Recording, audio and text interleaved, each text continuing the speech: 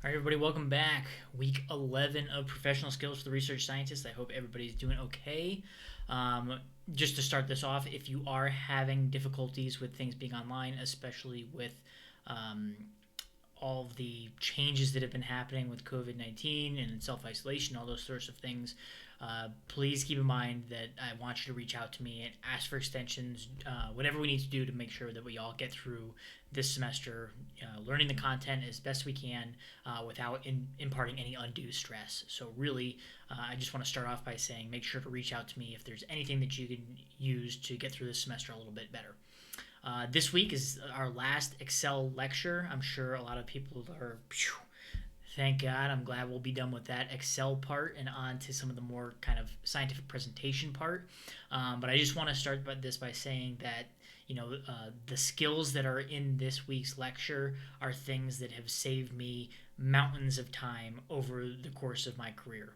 If you plan to go on in research science, you're going to be working with databases for the rest of your career.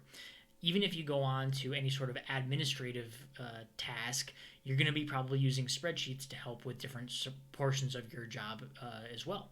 So a lot of the skills here, although we're giving examples that are very specific to data, for example, we're looking at blood pressure, BMI, those sorts of things. They can be implemented in many different categories. I think in one of the videos, Alec uses a race software that's categorizing people as either masters or not and determining what size t-shirt they need. These sorts of things can save you mountains of time, so I really want you to kind of think about this while you're going through these different steps. 4 separate videos today. They vary in range. One of them is only 2 minutes. Some of them are 15, 16 minutes long. And basically what we're going to be learning today is how to categorize our data in a little bit different way, and then how to present that data in a meaningful way overall without having to go through and manually make divisions within our data.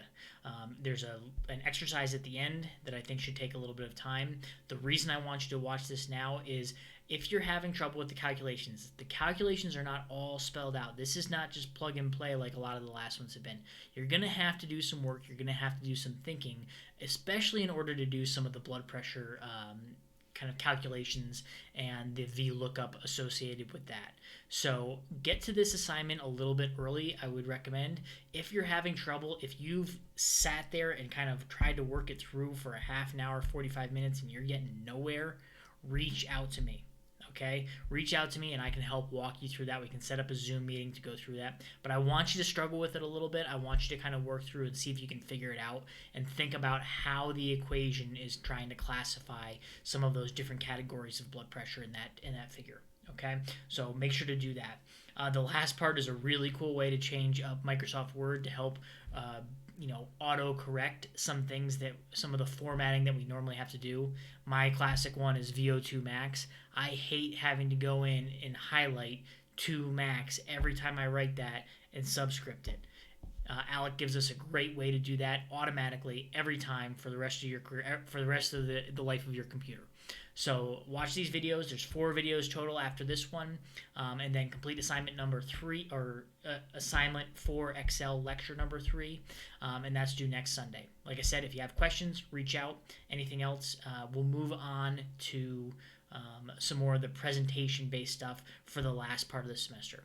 I'm really loving some of the CVs that I'm seeing come through, as well as I'm liking getting some of the invites. The people who have taken some pictures on their own, you guys did a great job. I know it's probably not as good as a professional headshot, but the ones I'm seeing are really, really good. So keep up the good work, and if you have questions, reach out. Talk to you soon.